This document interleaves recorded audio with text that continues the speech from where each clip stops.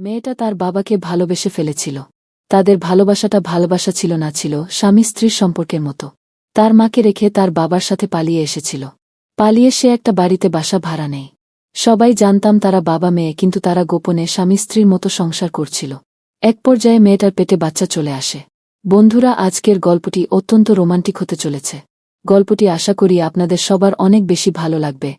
আর এই গল্পটি শুনলে আপনাদের শরীরের লোম দাঁড়িয়ে যাবে, সেই সাথে আপনার ওটাও দাঁড়িয়ে যাবে। তাই কোথাও স্কিপ না করে পুরো গল্পটি শুনুন এবং কমেন্ট করে ডাক জানাবেন গল্পটি আপনাদের কেমন লাগলো। আর যদি গল্পটি ভালো লেগে থাকে তাহলে চ্যানেলটিকে সাবস্ক্রাইব করে আমার বন্ধু হয়ে পাশেই থাকবেন। আমার নাম সালমা। আমার পরিবারে মোট ৫ জন সদস্য হয়েছিল। আমার বাবা ছিল কৃষক আর মা ছিল গৃহিণী। আমরা ২ ভাই ১ বোন। আমি ভাইবোনদের মধ্যে সবার ছোট ছিলাম। আমাদের গ্রামের বাড়ি যশোর, কিন্তু আমরা গ্রামের বাড়িতে থাকতাম না। আমার যখন বয়স ৫ বছর তখন আমাদের পুরো পরিবার নিয়ে আমরা রাঙ্গামাটিতে চলে আসি। আমার বাবা গ্রামেতে আমার একটা কাজ খুঁজে পাচ্ছিল না, তাই আমরা সবাই রাঙ্গামাটিতে চলে এসেছি একটা কাজের সন্ধানে। এরপরে আমার বাবা একটা কাজ পায়, তারপর আমরা বাসা ভাড়া করে সবাই মিলে একসাথে থাকতে শুরু করলাম। আমরা যেই বাড়িতে থাকতাম ওই বাড়ির বাড়িওয়ালার সাথে আমার বাবার খুব ভালো সম্পর্ক তৈরি হলো। আমাদের বাসা যে বাড়িওয়ালা তারা সমস্ত পরিবার, আপনি আমার বাড়ির যত ভাড়াটিয়া আছে তাদের কাছ থেকে ভাড়া তুলবেন, আর আপনি কিছু নিবেন, আমাকে কিছু পাঠাবেন এখানে। তখন আমার বাবা সেই বাড়িওয়ালার কথায় এক বাক্যে রাজি হয়ে গেল। এরপর থেকে বাড়িটা আমরাই দেখাশোনা করছি। আজকে প্রায় ১-৬ বছর হয়ে গেল আমরা এই বাড়িতেই আছি, আর বাবা এই বাড়িটিকে ঠিকঠাকভাবে দেখাশোনা করছে। তাছাড়া এইবারে সমস্ত ভাড়াটিয়ারা জানত এইবারে মালিক আমরাই। আর এই বাড়িটি পুরো ১০ শতক মাটির উপরে ছিল। আমরা যেহেতু অনেক বছর বাড়িটিকে দেখাশোনা করেছিলাম, তখন বাড়িওয়ালা আঙ্কেল আমার বাবাকে ৫ শতক মাটির দলিল করে দিয়েছিল। কারণ বাড়িওয়ালা আঙ্কেলের সাথে আমার বাবার খুব ভালো সম্পর্ক তৈরি হয়েছিল। তাছাড়া এই বাড়িতে কাজকর্ম করার জন্য আমার বাবা কিছু টাকা ইনভেস্ট করেছিল। বাবা এই সম্পূর্ণ বাড়ি ঘরটি ঠিক করেছিল তার নিজের টাকা দিয়ে। আর এটা দেখে বাড়িওয়ালা আঙ্কেল বাবাকে পুরো ৫ শতক মাটি তার নিজের নামে দলিল করে দিয়েছিল। এখন এই বাড়িটা অর্ধেক আমাদের আর বাকি অর্ধেক ওই আঙ্কেলের। আঙ্কেল বছর ৩ পরে এই বাড়িতে ঘুরতে আসে বিদেশ থেকে। এলাকার মানুষ আর বাড়ির সব ভাড়াটিয়ারা জানে এই সম্পূর্ণ বাড়িটি আমাদের। আমরা এই বাড়িতে আছি প্রায় ১-৬ বছর হয়ে গেল। এর মধ্যে অনেক মানুষ আমাদের এই বাড়িটিকে ভাড়া নিয়েছিল, যার মধ্যে এমন একটি বাবা আর মেয়ের ঘটনা ঘটে, সেটা আপনারা শুনলে অবাক হয়ে যাবেন। একটা ভদ্র যার বয়স ৬-০ থেকে ৬-৫ বছর হবে, তার একটা মেয়ে নিয়ে আমাদের বাসাতে ভাড়া নেয়। মেয়েটার বয়স ছিল আমার মতো ১-৭ থেকে ১-৮ বছর। তারপর ওই মেয়েরা আমাদের বাসা ভাড়া নেয়, আর তাদের সম্পর্কের কথা শুনতে চাইলে তারা বলে তারা নাকি বাবা মেয়ে। আর ওই ভদ্রলোকের স্ত্রী নাকি অনেক বছর আগেই মারা গিয়েছে, তাই তারা বাবা মেয়ে একসঙ্গেই থাকে। আমার বাবা প্রথমেই তাদেরকে দেখে ভাড়া দিতে চাচ্ছিল না, কারণ আমার বাবার প্রথমেই তাদেরকে দেখে সন্দেহ হচ্ছিল। ভদ্রলোক আমার বাবার কাছে যখন কথা বলছিল তখন কেন জানি মনে হচ্ছিল তিনি আমাদের সবাইকে মিথ্যা কথা বলছিল। কিন্তু এক পর্যায়ে তারা এমনভাবে বাবাকে রিকোয়েস্ট করে শেষ পর্যন্ত আমার বাবা তাদের রিকোয়েস্ট অনুযায়ী তাদেরকে একটি বাসা ভাড়া দেয়। বাসা ভাড়া দেওয়ার পরে আমাদের দিনগুলো খুব ভালোই কাটছিল। একদিন সকালবেলা উঠে দেখলাম ওই মেয়েটা প্রচণ্ডভাবে বমি করছিল। মেয়েটা বমি করা অবস্থায় তার বাবা বাড়িতে ছিল না। আমরাই একটা ভালো ডক্টর ডাকলাম। তারপর ডক্টর যখন বাসায় আসলো আরে মেয়েটাকে পরীক্ষা নিরীক্ষা করল, তারপর ডক্টর যা বলল তা শুনে আমরা সবাই হতবাক হয়ে গেলাম। ডক্টর বলল ওই মেয়েটা নাকি প্রেগন্যান্ট হয়েছে। আমরা জানতাম মেয়েটার বিয়ে হয়নি, তাহলে ওই মেয়েটার প্রেগন্যান্ট হলো কিভাবে? মেয়েটাকে যখন আমরা জিজ্ঞেস করলাম যে তুমি প্রেগন্যান্ট হলে কিভাবে, তখন মেয়েটা কোনো কিছু বলতে পারল না। আর তখন তার বাবা বাড়িতে ছিল না, তখন তার বাবা কাজে ছিল। এরপর আমার বাবা ওই ভদ্রলোকাকে জিজ্ঞাসা করবে আসলে তাদের মধ্যে কি চলছিল, কারণ আমার বাবার প্রথমেই তাদের দুজনকে সন্দেহ হয়েছিল তাদের কথাবার্তা শুনে। আর এই ভাষাটাই বা কার? এতদিন তো আমরা সবাই জানতাম যে এই মেয়েটার বিয়ে হয়নি। তারপর ওই ভদ্রলোকটি কাজ থেকে বাসায় ফিরল, আর তখন আমার বাবা জিজ্ঞাসা করল যে আপনার মেয়ের তো বিয়েই হয়নি, তাহলে আপনার মেয়ের পেটের বাচ্চা কার? তাছাড়া একটা মেয়ের বিয়ে হয়নি, তার পেটে বাচ্চা কিভাবে হয়, সেটাই আমার বাবা ওই ভদ্রলোকের কাছে জানতে চেয়েছিল। এই কথা শুনে ভদ্রলোক অবাক হয়ে গিয়েছিল। আর ভদ্রতা তখন মিথ্যা কথা বলছিল যে আমার মেয়ের বিয়ে হয়ে গেছিল। আমার মেয়ের আরও ২-৩ বছর আগে বিয়ে হয়েছিল, তার জামাই বিদেশে থাকে। এই কিছুদিন হলো তার জামাই দেশে এসেছিল। এর মাঝে আমি আমার মেয়েকে তার জামাইয়ের সঙ্গে দেখা করতে নিয়ে গিয়েছিলাম, হয়তোবা সেখানেই তারা কিছু করে যে এর মধ্যে আমার প্রেগনেন্ট হয়ে গেছে। আমার বাবা তার কথা বিশ্বাস করতে পারতেছিল না, কারণ আমার বাবা বলল আপনি একই সময় একই রকম কথা বলতেছেন, আমি আসলে আপনার কোনটা কথা কি বিশ্বাস করব? তারপর সেই ভদ্রলোক বলল আসলে সত্যি কথা, আমার মেয়ের বিয়ে হয়ে গেছে। তারপর সেই ভদ্রলোক বলল আমার মেয়ের বিয়ে হয়ে গেছে, আর আমার মেয়ের স্বামী বিদেশে। এইসব কথা শুনে এলাকার মানুষ এবং আমরা সবাই হতবাক হয়ে গেলাম আর ভাবলাম যে দুনিয়াটা আসলে কোথায় চলে গেছে, কে বাবা কে মেয়ে কেউ কোনো কিছুর দিকে পরোয়া করতেছে না। আমরা 3 বছর আগে একে অপরকে ভালোবেসে বিয়ে করে ফেলেছি। এসব কথা শুনে তো আমাদের সবারই মাথায় আকাশটা যেন ভেঙে পড়ল। এইসব কি বলছে এই মেয়েটা? এরা বাবাকে বিয়ে করছে মানে? তারপর এলাকার সবাই তাদের দুজনকে বেঁধে মারধর করতে শুরু করল আর সমস্ত কাহিনীকে খুলে বলতে বলল। মেয়েটার বাবা নাকি বিদেশে ছিল, মেয়েটা যখন পেটে ছিল তখন তার বাবা নাকি বিদেশে চলে গেছিল, বিদেশ থেকে আসার পর মেয়েটার মা মারা যায় আর তখন মেয়েটা একা হয়ে পড়ে। আর তখন এইটার বাবা একাকিত্ব সুযোগ পেয়ে মেয়েটাকে নানাভাবে অনেক কিছু করতে চায়। আর্মিটা এসব কিছু দিতে না চাইলে এক পর্যায়ে তারা চরম এক সিদ্ধান্তে উপনীত হয়ে যে তার বাবা তার মেয়েকে বিয়ে করবে। এই কথা শুনে মেয়েটির অবাক হয়ে যায় আর মেয়েটি তার বাবার কাছে কান্না করতে থাকে। তখন মেয়েটি তার বাবাকে বলে, বাবা তুমি আমাকে বিয়ে করবে, এটা কি রকম কথা? আর আমি তোমার মেয়ে, তুমি আমার জন্মদাতা পিতা, তুমি পিতা হয়ে নিজের মেয়েকে বিয়ে করবে?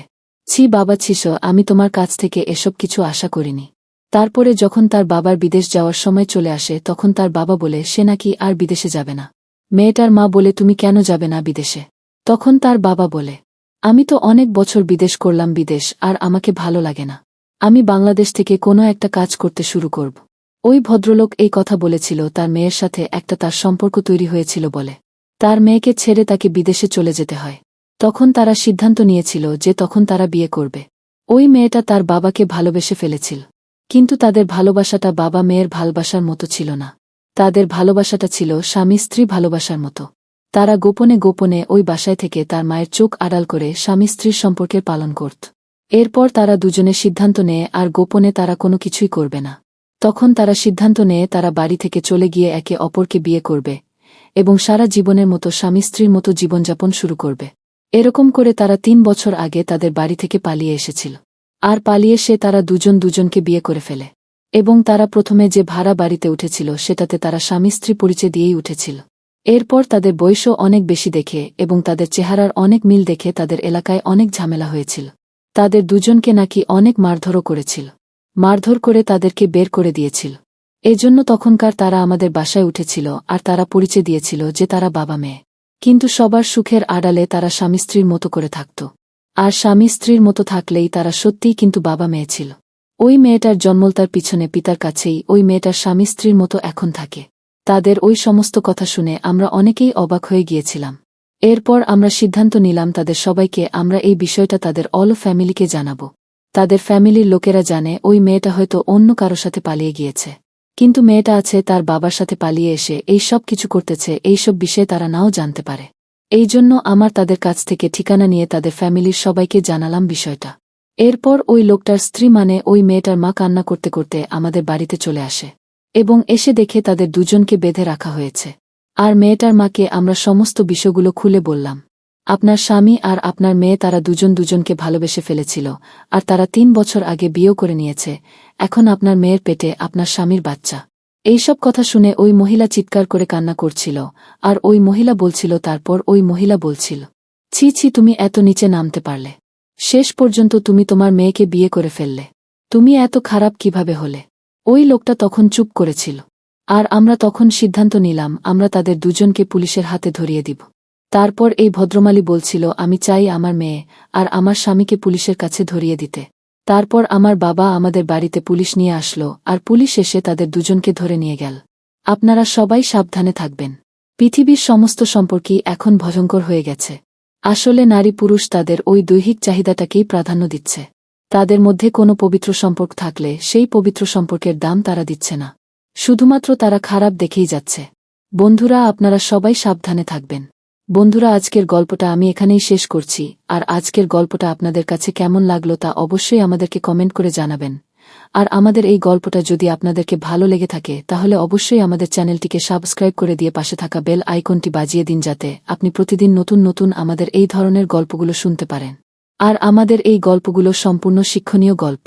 সেদিন বাইরে প্রচুর পরিমাণে বৃষ্টি হচ্ছিল। আমি সাদা একটা কাপড় পরেছিলাম আর বৃষ্টিগুলো আমার চুল এগিয়ে দেওয়ায় সেগুলো আমার চুলে পড়ছিল। এদিকে হঠাৎ দরজার ঘণ্টা বেজে উঠল। আমি দরজা খুলে দেখলাম আমার জামাই দাঁড়িয়ে আছে। জামাই আমার পাশে তাকালো আর হেসে হেসে বলল, আজ তো আপনাকে অনেক সুন্দর লাগছে শাশুড়িমা। আমি প্রথম অবস্থায় একটু লজ্জা পেলাম। আর সেদিন রাত কিন্তু আমি আসাতে আপনাদের কোনো অসুবিধা হলো না তো? তখন আমি জামাইকে বললাম, আরে না বাবা, অসুবিধা হবে কেন? আর আমি হাসতে হাসতে বললাম, শুধু একটু ভিন্ন কিছু করার প্ল্যানিং ছিল। জামাই তখন, সম্পর্ক ভালো রাখার জন্য মাঝে মাঝে এভাবে চমক দিতে হয়। আর আপনি সব সময় এমন উদ্ভাবনের চিন্তা ভাবনা করেন, সেটা সব সময় আমাদের কাছে প্রশংসা হয়ে থাকবে। আর আপনি দেখতে খুব অনেক কিউট শাশুড়িমা। তারপর আমি আমার জামাইকে বললাম, এভাবে কত করে দাঁড়িয়ে থাকবে, এবার ঘরে আসো, বসো, আমি তোমাকে নাস্তা করে দিচ্ছি। তারপরে জামাই আমাকে কিছু না বলে আমার দিকে তাকিয়ে আছে। আমি তো জামাইয়ের এই তাকানোর মাঝে অনেক কিছু আন্দাজ করতে পারতেছি। বন্ধুরা, আজকের গল্পটি খুবই স্পেশাল, তাই আমি আপনাদের কাছে অনুরোধ করব, অবশ্যই আমাদের গল্পটি শেষ পর্যন্ত দেখবেন। আর আমাদের এই চ্যানেলে নতুন হয়ে থাকলে অবশ্যই চ্যানেলটিকে সাবস্ক্রাইব করে পাশে থাকা বেল আইকনটি বাজিয়ে দিবেন, যাতে করে আমাদের আপলোড করা ভিডিও সবার আগে আপনি দেখতে পারেন বন্ধুরা। আর হ্যাঁ, তোমরা ওটা নিয়ে দাঁড়িয়ে যাও। আমার বয়স 2-5। ভালো, আমি দেখতে শুনতে অনেক ভালো, তাই এখনও আমাকে কম বয়সী মেয়ের মতো দেখতে লাগে। আর আমি আমার মেয়ের জামাইকে অনেক দিন আগে থেকেই ভালোবাসি। আর জামাইকে আমি আমার সমস্ত মনের কথা জানিয়ে দিতাম সময় মতো করে। জামাই আমার কথাগুলো শুনতে আর আমার কষ্টগুলো বুঝত, আর আমাকে সব সময় সাপোর্ট দিত। আমি আমার মেয়ের জামাইয়ের সাথে কিছু কথা বলতে শুরু করেছিলাম। আর এই সময় হঠাৎ করে আমার স্বামী রতন বাসায় চলে এলো। সে অনেক আগে থেকে বলেছিল যে আজ ও 1 ঘন্টা আগে আসবে, কিন্তু সেই আগের মতোই আবার সে দেরি করে বাসায় এলো। এদিকে আমার জামাই সময় মতো এলে আমি তাকে দরজা থেকে বিদায় করতে পারতাম, আর আমার স্বামী বাইরে থেকে এসেই প্রথমে জামাইকে জড়িয়ে ধরল। আর সে আমার দিকে একটুও দেখল না। এটা দেখে আমি অনেক রেগে যাই। আর আমাদের ঘরে বসে আমার মাথায় অনেক ধরনের চিন্তা ঘুরপাক খাচ্ছিল। আর আমার জামাই আমার পাশে বসেছিল। জামাই আমাকে বলে, শাশুড়ি মা, তোমার কিছু হয়েছে হলে আমাকে খুলে বলতে পারেন। আমি তখন জামাইকে মেয়েটু হেসে বললাম, আরে কই না তো, আমার তো কিছুই হয়নি, আমি এমনিতে এখানে বসে আছি। তখন জামাই আমার দিকে তাকানো আর বলল, এটা তো এমনিভাবে বসে থাকা নয় শাশুড়িমা, আমি বুঝতেছি আপনার মন খারাপ। তারপর আমরা গল্প শুরু করলাম। গল্প করতে করতে আমাদের সাজানো ঘরটা আমার জামাইকে দেখালাম। এরপর জামাই আমাদের ঘরটা দেখে শুনে বলল, অনেক সুন্দর হয়েছে ঘরটা সাজানো শাশুড়িমা। আমি ভেবেছিলাম যে রাগ লাগবে, আমি রতনকে এই ঘরটা দেখাবো, আর রতন অনেক খুশি হয়ে যাবে। এরপর জামাই আমাকে বল, সুন্দরীদের মাঝে এই সমস্ত কিছু গিফট করা দরকার, যাতে করে সম্পর্কটা আরও মিষ্টি এবং মধুর হয়ে থাকে। আর যদি আপনার কোনো সমস্যা হয়ে থাকে তাহলে আপনি আমাকে মাঝে মাঝে করে বলতে পারেন। আমি আপনার সমস্ত সমস্যার আর চাহিদা মিটানোর কথা মাথায় রেখে চলি। আমার জামাই এরকম কথা শুনে আমার মনটা অনেক হালকা হয়ে গেল। আর আমি নিজেই নিজেকে সান্ত্বনা দিয়ে স্বাভাবিক হতে শুরু করলাম।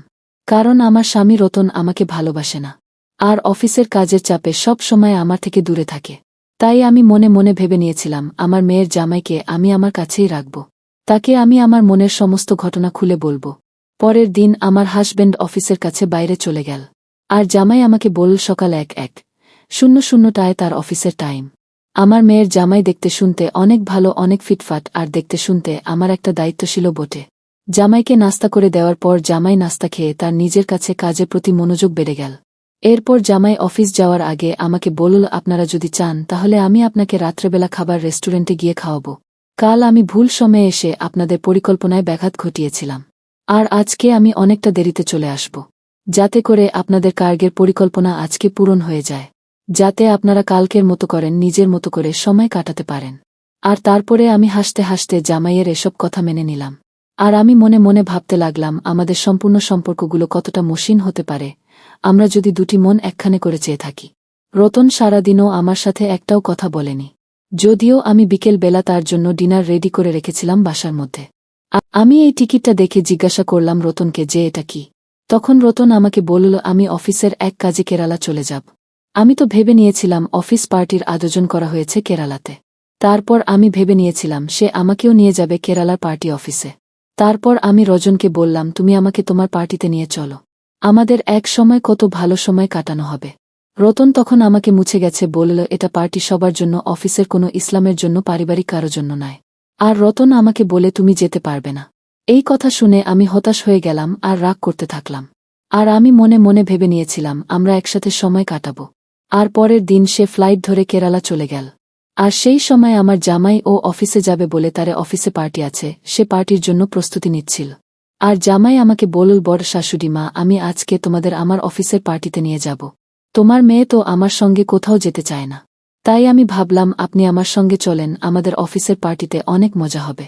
এদিকে আমার স্বামী আমাকে কোথাও নিয়ে যাওয়ার জন্য আগ্রহ দেখায় না। আর আমার জামাই আমাকে একটি ভালো সময় কাটানোর জন্য তার সঙ্গে নিয়ে যেতে চাইল। আমি অনেক সুন্দর একটি লাল শাড়ি পরেছিলাম। এটা পরে আমাকে দেখতে শুনতে অনেক সুন্দর লাগছিল। যদি বাবার বয়সটা 2-5 বছর। তারপর জামাইয়ের সাজা গুজব হয়ে গেলে আমি নিজে সাজুগুজু করে আমি জামাইয়ের সঙ্গে তার অফিসের দিকে হাঁটতে শুরু করলাম ঘরবাড়িতে তালা লাগিয়ে। আর আমি তো জানি যে আমার হাজব্যান্ড 4 দিন বাসায় আসবে না, অফিসের কাজে কেরালা চলে গেছে। আমরা একসাথে খুব ভালো সময়েরই কাটিয়েছিলাম। আর এই পার্টিতে অনেক কিছু শিখতে পেরেছি, আনন্দ করেছি। আমার মেয়ের জামাই আমার হাত ধরে সারা পার্টিতে ঘুরে ঘুরে বেড়াল। আর এটা দেখে আমার মনে হলো আমি যেন আমার জামাইয়ের কত কাছের মানুষ, কাছে আপনজন। এইভাবে সে আমার মেয়েকে কোনোদিন নিয়ে বের হয়েছে কিনা তা আমি বলতে পারবো না। তারপর অফিসে পাঠিয়েছে, আমি বাড়িতে চলে এলাম। আসার পরে জামাই আমাকে বলে, শাশুড়ি মা, আজকের আমাদের পার্টিটা কেমন হয়েছে? আর তুমি এই পার্টিতে কি এমন আনন্দ উপভোগ করলে? তখন শাশুড়ি মা বলে, আরে আজকে তো তোমাদের অফিসের পার্টি তো অনেক সুন্দর হয়েছে। আর তোমার শ্বশুর বলো তো আমাকে কোনোদিন এই ধরনের পার্টিতে নিয়ে যাবেই না, উল্টো সে গিয়ে পার্টিতে নাচানাচি করতে থাকবে। আর আমি তো তোমার শ্বশুরের সঙ্গে গেলে তার নাচানাচি করা হবে না। সেজন্য কি তোমার শ্বশুর আমাকে নিয়ে যায়নি? যাক, ভালো হয়েছে আপনি তো আমাকে নিয়ে গেছেন। আপনি তো আমার হাজবেন্ডের দায়িত্বটা পালন করতেছেন জামাইবাবু। এরপরের রাতে আমি যখন আমার ড্রেসের খুব খুলতে পারছিলাম না, তখন আমি প্রথমে রতনকে ডাকতে গেলাম। কিন্তু তখন তো আমার মনে হয়ে গেল রতন তো বাসায় নেই, রতন চলে গেছে তার অফিসের কাজে কেরালাতে। কিন্তু এমন একটা অবস্থা, আমাকেই হোকটা খুলতেই হবে। আর আমি অনেকক্ষণ চেষ্টা করার পর যখন পারলাম না, তখন আমি আমার জামাইকে ডাক দিলাম। তারপরে আমার জামাই আমার ঘরে হঠাৎ করে ঢুকে পড়ল। আর আমার হুকটা খুলে দিয়ে খুব তাড়াতাড়ি ঘর থেকে বের হয়ে গেল। আমার সবকিছু চেঞ্জ করা হয়ে গেলে আমি বাইরে এসে আমার জামাইকে বললাম, জামাইবাবু তোমাকে কিছু হয়েছে? তখন জামাই মুশকি এসে বলে, না আমার তো কিছুই হয়নি। আর একটা সমস্যা হয়েছে, সেটা হচ্ছে আমাদের ঘরে এসিটা নষ্ট হয়ে গেছে। আর তুমি তো জানো একটা এসি ছাড়াই এই গরমের মধ্যে ঘুমানো মুশকিল। তার এই গরমের সমস্যার কথা শুনে আমি আর আমার জামাইকে আমার ঘরে এসে শুইতে বললাম, কারণ আমার ঘরে এসিটা ভালো আছে। এরপরে জামাই কোনো কথা না শুনে সরাসরি আমাদের ঘরে এসে ঘুমালো। যদিও জামাই আর আমি একই ঘরে, আমাকে কেমন জানি লাগছিল। এইভাবে শুয়ে থাকতে থাকতে আমাদের লাভটা কেটে যায়। আর পরের দিন সকালে আমাদের রেশনটা শেষ হয়ে গিয়েছিল। আমি ওর জামাই বাবাজিকে কিছু হাতে টাকা দিলাম। আর বললাম, যাও আমার জন্য রেশনটা নিয়ে আসো। আর এই কথা শুনে রতন বলল, মা আপনি কোনো চিন্তা করবেন না, আমার কাছে যেটা আছে সেই টাকা হলে আপনাদের পুরো 6 মাসের বাজার হয়ে যাবে। আর আমরা আমাদের সকালকার খাবার বাসায় খেয়ে দুপুরে খাবার বাইরে খাওয়ার পরিকল্পনা করতেছিলাম। তারপরে দুপুরের সময় জামাই আমাকে একটি রেস্টুরেন্টে নিয়ে গেল। আমাদের রেস্টুরেন্টে খাওয়া শেষে আমরা সরাসরি চলে গেলাম শপিং মলে। শপিং মলে গিয়ে জামাই আমাকে বলে, মা আপনার যেটা যেটা প্রয়োজন আপনি সেটা এখান থেকে বেছে বেছে নিতে পারেন। আর আপনি আজকে যা নিবেন